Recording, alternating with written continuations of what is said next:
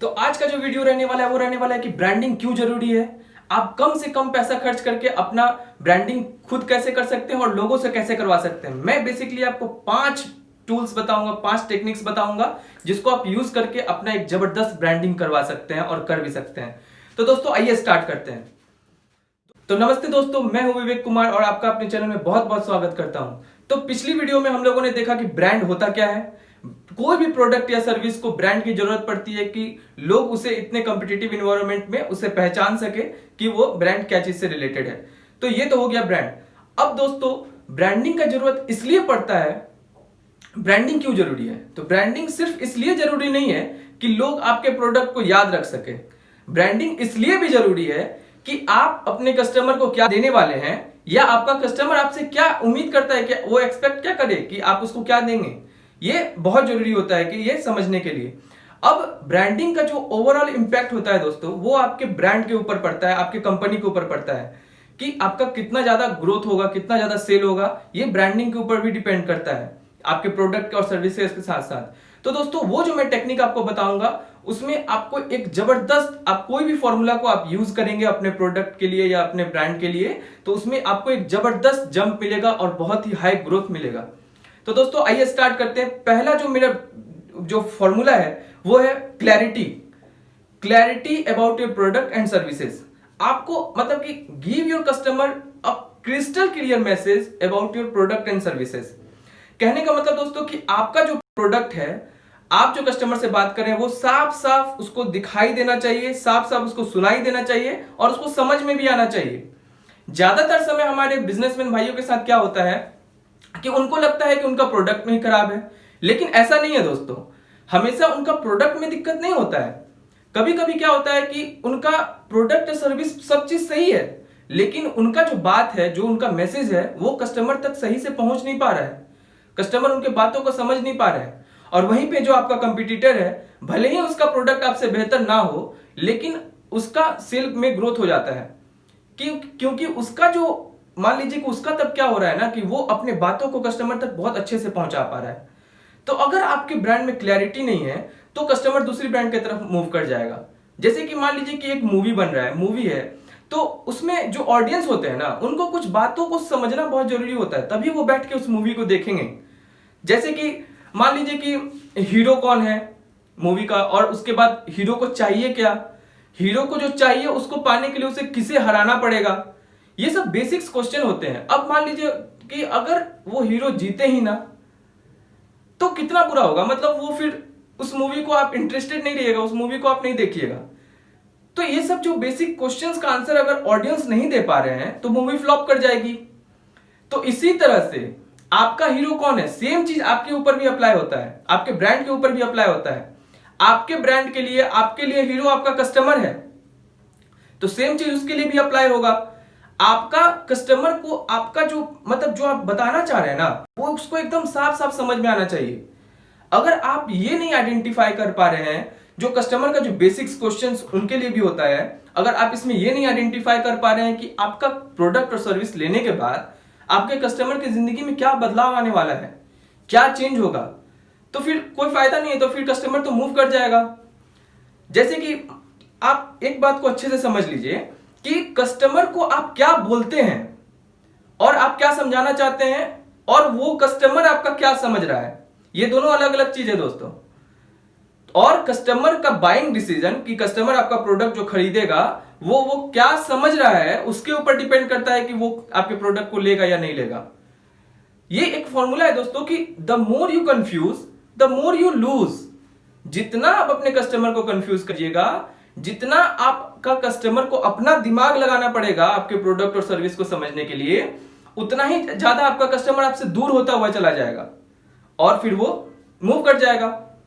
For example के तौर पे मैं आपको एक तरह से मैं बताना चाहूंगा कि जैसे एप्पल है, तो एप्पल का जो फर्स्ट बार जब उसका ये बना ना एड, और जो न्यूयॉर्क टाइम्स में छपा, तो उसमें जो उसका एड था इतना लेंदी था कि लोगों ने उसे पढ़ा ही नहीं। तो जब मार्केटर्स रिसर्च किए कि यार इतना एड चलवा रहे हैं और लोग फिर सेल में ग्रोथ क्यों नहीं हो रहा है, हम लोग का जो कंपनी ग्रो क्यों नहीं कर रहा है, तब उन्हें यह समझ में आया कि बात जो होना चाहिए बहुत ही क्रिस्प होना चाहिए। वो इतना ज्यादा बड़ा नहीं कि कंपनी का जैसे मान लीजिए टैगलाइन है वो अब इतना बड़ा हो गया कि कस्टमर 2 वर्ड पढ़ा फिर छोड़ दिया, तो फिर कस्टमर तक वो बात पहुंच नहीं पाया। तो फिर जब स्टीव जॉब्स ने इसे एनालाइज किया तब उसने इसमें एक नया एक टैगलाइन दिया एप्पल के लिए, थिंक डिफरेंट। सिर्फ 2 वर्ड कि आपको कुछ अलग सोचना है। तो मतलब कि एक पूरा का पूरा ये उस कंपनी को डिफाइन कर दिया। इसी तरह से नाइकी है, नाइकी बोलता है जस्ट डू इट, कि अब रुकना नहीं, अब जल्दी अब करना है, बस कर दो। तो दोस्तों अब दूसरा जो मेरा पॉइंट है वह इमोशन बेस्ड एड के बारे में। आपने बहुत सारी कंपनी, बहुत सारे ब्रांड को देखा होगा कि वो लोगों को जो अपना बात बताने की कोशिश करती है वो लोगों को इमोशनली कनेक्ट करने की कोशिश करती है। Now we are a human being and we have to deal with a human being to earn profit, to sell your product and services. तो ह्यूमन बीइंग्स में इमोशन जो होता है वो बहुत ही बड़ा कनेक्टिंग फैक्टर होता है। इमोशन जब भी आप अपने बातों को या अपने जो भी एड्स चला रहे हैं आप उसको अगर आप इमोशनली कनेक्ट करके समझाने की कोशिश करते हैं तो लोगों के दिमाग में उसका इंपैक्ट बहुत ही जबरदस्त होता है। अब वो बात आपके कस्टमर के दिमाग में जाकर के घर बना लेती है, और जब भी अब उस प्रोडक्ट या सर्विस को कस्टमर को जरूरत पड़ेगा तो जब भी वो मार्केट में जाएगा और आपके प्रोडक्ट को देखेगा तो वो जो आपने एड्स के थ्रू अपने मैसेज को उसके दिमाग में पहुंचाने की कोशिश की है वो उसके दिमाग में तुरंत हिट करेगा, पॉपअप करेगा। और आपने वो एरियल वाली एड देखी होगी, उसमें एक पिता होते हैं और उसकी जो बेटी होती है, उन दोनों को रिलेट करके एक एड बनाया गया। बहुत ही जबरदस्त एड था। नाना ये देखो, शील्ड, लेग, हेलमेट। होमवर्क हो गया? मम्मी ये देखो, फिर दाग लगा दिया। पापा ये लीजिए आपके घर जाने की ticket. Hello, yeah I am just going to send you the email in 5 minutes. Yeah give me 5 minutes, I am working on the present. मेरी छोटी सी गुड़िया कितनी बड़ी हो गई, घर घर खेलती थी, अब घर संभालती है, ऑफिस संभालती है। I am so proud and I am so sorry. Sorry कि ये सब तुम्हें अकेले करना पड़ता है। सॉरी कि जब तुम घर घर खेलती थी तो मैंने तुम्हें रोका नहीं।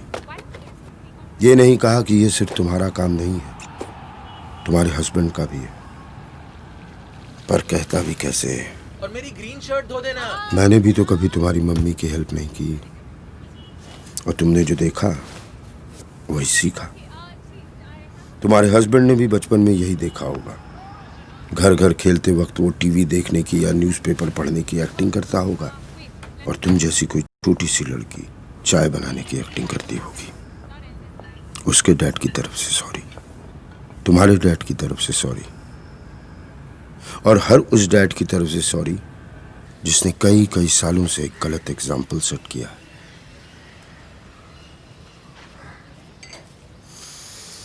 पर अभी भी देर नहीं हुई।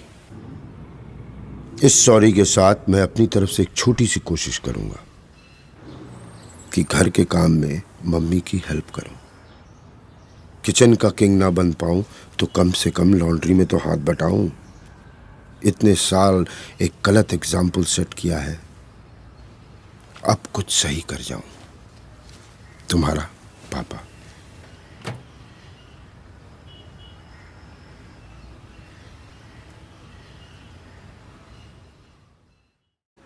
अब ज्यादातर घरों में हम लोग देखते हैं कि ये जो कहानी जो दिखाया गया ये ज्यादातर घरों में होता है। अब एरियल ने टारगेट किया लेडीज को, उसका टारगेट ऑडियंस लेडीज थी। ज्यादातर घरों में औरतें ही ज्यादातर कपड़ा साफ करती हैं, तो उन्होंने उसे टारगेट किया और उन लोगों को एक इमोशन के साथ कनेक्ट करने की कोशिश की।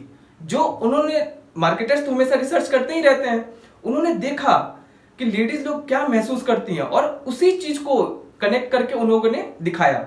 अब वो डायरेक्ट वो बात जाकर के उनके दिमाग में बैठ गया, और जैसे ही ये एड दिखाने के बाद ऐसा प्रूव भी हुआ कि एरियल को बहुत ही शार्प जंप मिला उसके सेल में और उसके कंपनी में बहुत ही जबरदस्त ग्रोथ मिला। तो इस तरह का ऐड हो गया जैसे कि ये इमोशन बेस्ड ऐड, कि आपको कस्टमर के साथ इमोशनली फीलिंग के साथ कनेक्ट करना है, कि कस्टमर आपको फील कर सके, कस्टमर आपको एकदम कनेक्ट हो जाए आपके साथ। अब तीसरा जो मेरा पॉइंट है वो है सोशली रिस्पॉन्सिबल स्टोरी ऐड आपको बनाना है। अब जब भी कोई मार्केटर हो या कोई भी ब्रांड हो, वो जब सोशली रिस्पॉन्सिबल स्टोरी के थ्रू अपने ऐड को, अपने बातों को लोगों तक पहुंचाने का कोशिश करता है, तो लोग सोशली भी और इमोशनली तौर पे उससे कनेक्ट हो जाते हैं, और अब वो खुद पर खुद आपका ब्रांडिंग करने लगते हैं। आपका कस्टमर ही आपका मार्केटर बन जा रहा है यहाँ पे। आपका अब ऑर्गेनिक ब्रांडिंग होने लगता है, लोग खुद पर खुद उसको शेयर करने लगते हैं। जैसे आपने वो नेस्ले कंपनी का एड देखा होगा कि उसमें एक लड़की होती है, उसको स्कूल जाने का मन रहता है, लेकिन क्योंकि अब वो एक लड़की है इस कारण से उसे स्कूल जाने नहीं दिया जा रहा है।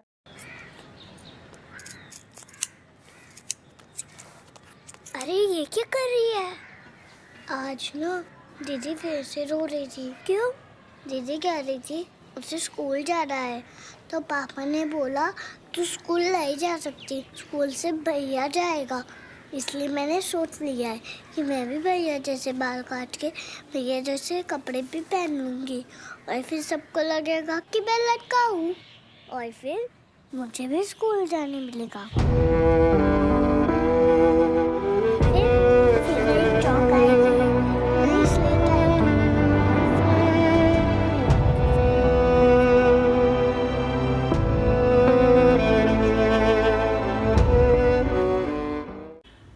इसी तरह से डाबर आंवला वाले, जो डाबर आंवला हेयर ऑयल वाले हैं, उसमें विद्या बालन क्या कहती है कि जो इसका जो हेयर ऑयल का 2% हिस्सा बच्चों की, जो गरीब बच्चे हैं उसके शिक्षा की ओर जा रहा है। तो यहाँ पे अब क्या हो रहा है, यहाँ पे वो आपको सामाजिक तौर पे बांध रहे हैं। कहने का मतलब कि आप जैसे कि अब आप जब वो उस प्रोडक्ट को खरीदिएगा तो आप अपने आप में एक प्राउड फील कीजिएगा कि आप इस एक तो प्रोडक्ट भी खरीदे, आपने यूज भी किया, और इसका जो कुछ हिस्सा है वो गरीब बच्चों के एजुकेशन में भी आप डोनेट कर रहे हैं। तो इससे आपका ऑर्गेनिक ब्रांडिंग होने लगता है, लोग खुद पर खुद शेयर करने लगते हैं। आपने वो हीरो बाइक वाली भी ऐड देखी होगी, उसमें वो बोलते हैं कि हीरो सैल्यूट करता है उन हीरोज को जो हमारी सुरक्षा में जी जान से लगे रहते हैं। तो वो यहाँ क्या कर रहे हैं, वो हमें एक सामाजिक तौर पे और इमोशनली वो हमें कनेक्ट करने की कोशिश कर रहे हैं कि आप ज्यादा से ज्यादा उनके प्रोडक्ट को खरीदें और दूसरे को रिकमेंड भी करें। अब तो दोस्तों जो मेरा चौथा पॉइंट है वो है जिंगल बेस्ड ऐड। दोस्तों जिंगल बेस्ड ऐड जो होता है ना, वो लोगों को याद रह जाता है। आपने बहुत बार ऐसा महसूस किया होगा कि आपने अगर कुछ सुना है या आपने कुछ पढ़ा है तो आप उसको जनरली भूल जाते हैं, लेकिन अगर आपने कोई गाना सुना है, आपने कोई म्यूजिक सुना है, तो वो आपको याद रह जाता है। क्योंकि जो हम लोग का जो माइंड है ना दोस्तों, वो माइंड कोई भी म्यूजिक को जल्दी ग्रैब कर लेता है, जल्दी कैच कर लेता है, और वो म्यूजिक या वो जो भी वो जिंगल है वो हमारे माइंड में जाकर के रजिस्टर हो जाता है। जैसे कि फॉर एग्जांपल के तौर पे मैं लूं तो जैसे कि ये हो गया, लाइफ बॉय वाले हो गए। लाइफ बॉय वाले बोलते हैं कि लाइफ बॉय है जहां तंदुरुस्ती है वहां। तो इस तरह से वो आपके दिमाग में रजिस्टर कर रहे हैं और एक कमांड भी दे रहे हैं कि उनके प्रोडक्ट से रिलेटेड कि लाइफ बॉय है तभी तंदुरुस्ती है। ये एक कमांड भी हो गया आपको देना। इसी तरह से घड़ी डिटर्जेंट वाले हो गए, वो क्या बोलते हैं कि पहले इस्तेमाल करो फिर विश्वास करो। तो ये हो गया जिंगल बेस्ड ऐड। इसमें बेसिकली ब्रांड्स क्या करते हैं कि आपको जिंगल के थ्रू आपके माइंड में अपने प्रोडक्ट को रजिस्टर करना चाहते हैं, उनके आपके माइंड में वो रजिस्टर कर देते हैं कि उनका प्रोडक्ट ज्यादा से ज्यादा सेल हो, ज्यादा से ज्यादा आप खरीदें। अब जो मेरा लास्ट और पांचवा पावरफुल फॉर्मूला है वो है magnify fear and insecurity in your customers mind. अब जो मार्केटर्स जो होते हैं ना, वो अपने कस्टमर के ऊपर हमेशा रिसर्च करते रहते हैं। वो ढूंढते रहते हैं कि उनके कस्टमर जो हैं, जो भी कस्टमर हैं, वो क्या क्या चीज से उनको डर लगता है और क्या क्या चीज से वो असुरक्षित महसूस करते हैं, और फिर वही चीजों को वो इतना बढ़ा चढ़ा करके उसको दिखाते हैं कि कस्टमर के माइंड में एक सेंस ऑफ एंजाइटी, एक सेंस ऑफ फियर, एक सेंस ऑफ कंपल्सन पैदा हो जाता है कि वो फिर जल्दी से जल्दी उस प्रोडक्ट को खरीदे। खास करके इन चीजों को आपने वो इंश्योरेंस वाले ऐड में देखा होगा, वो हमेशा अपने ऐड में किसी भी इंसान को अनटाइमली डेथ दिखा देंगे कि उसका अचानक से उसका मृत्यु हो गया, और फिर वो आपको एक सेंस ऑफ फियर पैदा कर दिए। अब इस कारण से अब आप जल्दी से इंश्योरेंस अपना करवाइएगा। तो ये हो गया फियर की तरह से। इसी तरह से जैसे कि वो हो गया, आपने वो सोप वाला ऐड देखा होगा कि सोप हो गया, हैंड वॉश हो गया, वो लोग आपके हाथ में 99 ऐसे जूम कर करके आपके हाथ में 99.99% डम्स दिखाते हैं कि आपने अगर बिना हाथ धोए खाया तो आप बीमार पड़ेंगे ही पड़ेंगे। इसी तरह से फेयर एंड लवली वाली हो गई, वो जो हो गए, उन्होंने वो भी अपना ऐड में दिखाते हैं कि वो एक लड़की रहती है, वो इंटरव्यू बोर्ड को फेस करने जा रही होती है, और जो लड़की फेयर एंड लवली लगा के गई है उसका सिलेक्शन हो जाता है, और जिसने नहीं लगाया उसका सिलेक्शन ही नहीं होता है। तो ये सब ये लोग क्या कर रहे हैं, आपके अंदर एक इनसिक्योरिटी, आपके अंदर आपको एक फियर पैदा कर रहे हैं कि आप ज्यादा से ज्यादा उसके प्रोडक्ट को खरीदिए और यूज कीजिए। तो दोस्तों ये पूरा का पूरा 5 पावरफुल टेक्निक्स जो फॉर्मूला मैंने आपको बताया, ये आपको बहुत ही यूजफुल होगा।